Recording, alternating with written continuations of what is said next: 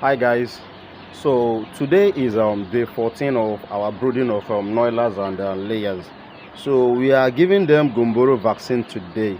So we hoped to have given them at day 10, but the reason why we didn't give them was because I noticed some symptoms of coccidiosis, so which we need to treat that coccidiosis first before giving them anything like a vaccine, so as for it not to trigger out any disease or mortality.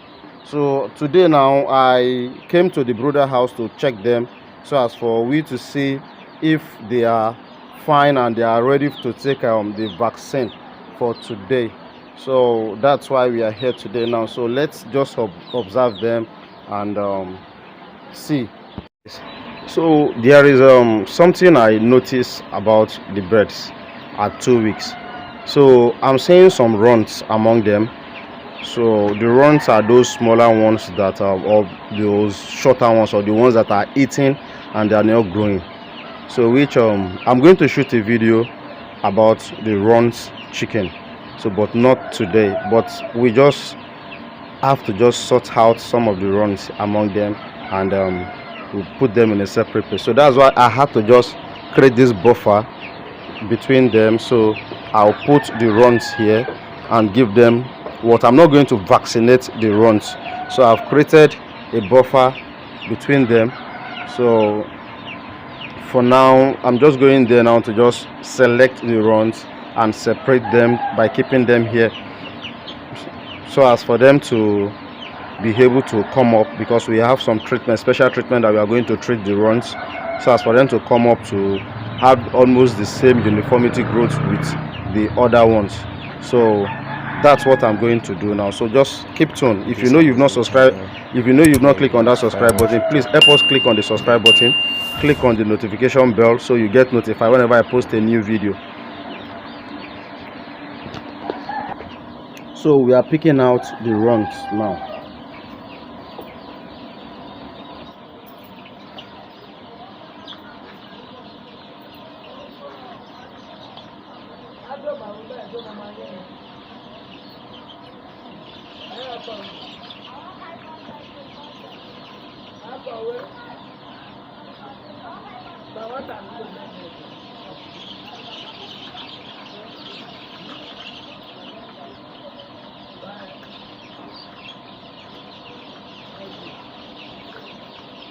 So guys, you can see the runs, you can see how they look, you can see them.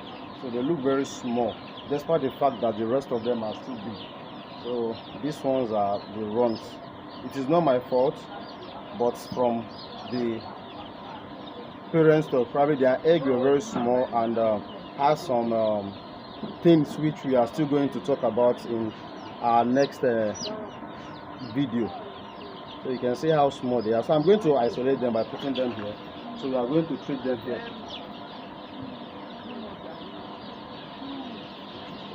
So we've succeeded in demarcating them. So the runs are here, while the other ones are here. So in the next couple of days now, probably this runs would have come up a little bit after giving them some medication that we plan to give to them. Though I'm not going to vaccinate these runs, I'm not going to vaccinate them now, because I can see even they are not that sound physically looking at them. So but these ones are very well okay. So with what you're seeing here, you can see them. So they are really thirsty for water now. So but we are not going to give them the water, because some of them are still good to go, some of them are still eating. While vaccinating your birds, you should check and make sure each and every one of them drink at least, take at least 10 ml from the vaccination water. So you need to just check them. Like this one now, I've noticed this, I've not taken anything, so which it has taken a sip. This amazing channel, there we notify once we drop a new video. Thank you. So we have just stopped the heating today. So we heated them for 2 weeks, And the reason why we heated them like that, it's because of the weather. So at times you study the weather very well before you stop heating, because the weather have not been friendly these days, because it has almost been raining every day. So that's why we keep heating them. So from today now we are going to stop the heat. So we just remove the pot today. So you can see them. It is good to follow vaccination schedule.